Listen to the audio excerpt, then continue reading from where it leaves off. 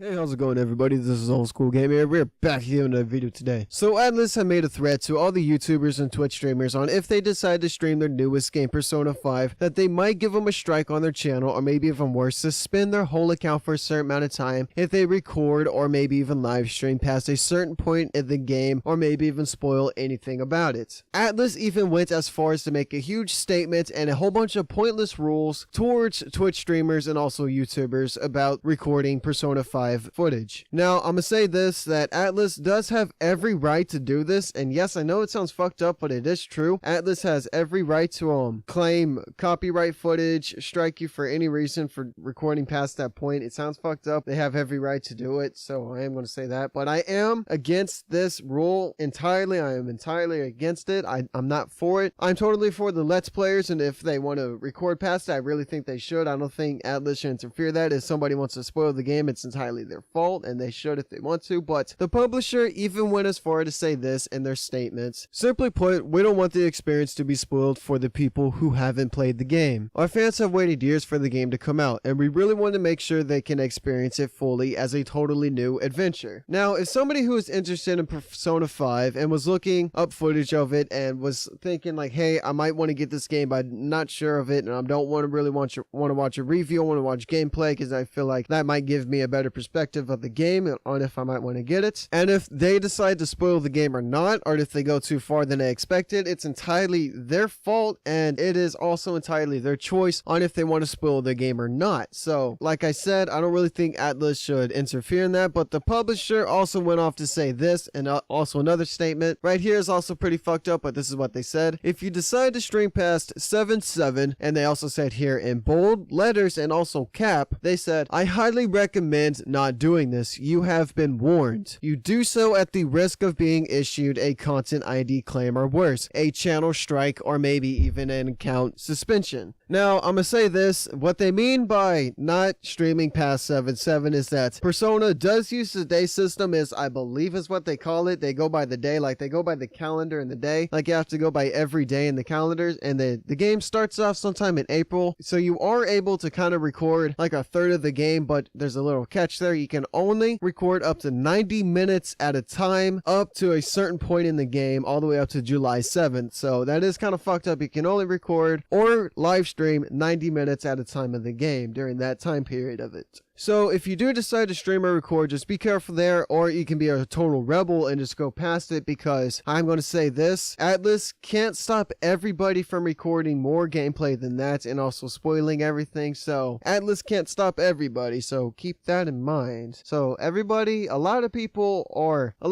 from what I have been hearing have been going against these rules and have been spoiling a lot of the footage, because the game was released a few days ago. I'm not too sure on the release date. Don't hate me, don't kill me there, don't destroy me in the comment sections, don't hate me for it. But people have been going against the rules and have been uploading footage and spoiling the game a lot just because they have been saying that, and a lot of people are going to do it, and Atlus isn't going to be able to keep up with all the Let's Players and Twitch streamers who are going to be doing it, so keep that in mind, guys. But the last thing Atlus said was, that being said, Persona 5 is a super special case for us, and we're in an ongoing discussion about how our policies may evolve in the future. Hopefully this means that they will pull the stick out of their ass and get over everybody spoiling the game and stop getting in everybody's business about it, because I'm not going to go over what I said before. It's the same thing I said before in the beginning of the video. But also, Atlus even went as far as to block all of the PlayStation 4 native sharing functionality, which means you will not be able to take a screenshot or maybe even record the footage. You know how you can click like one of the buttons? I'm not sure how it uses on the PlayStation, but you click one of the buttons and record gameplay, and it record like the last 10 minutes, the last 10 seconds you just played, or take a screenshot of what's going on the screen right now. Yeah, they blocked everything of that on the PlayStation 4 ever since the game was actually released in Japan, and I think that it was released sometime in Japan in September of last year. I could be wrong on that, I'm not too sure, but I kind of understand why Atlus doesn't want the game to be spoiled for everybody, because I'm not much for spoilers, but it's entirely my choice if I want to go get a game spoiled or not, and if I accidentally spoil something that I didn't want to be spoiled, that is entirely my fault for it. It should be, I don't know, it should be entirely on the viewer on if they want something to be spoiled. Like I said, I don't think Atlus should be interfering with that.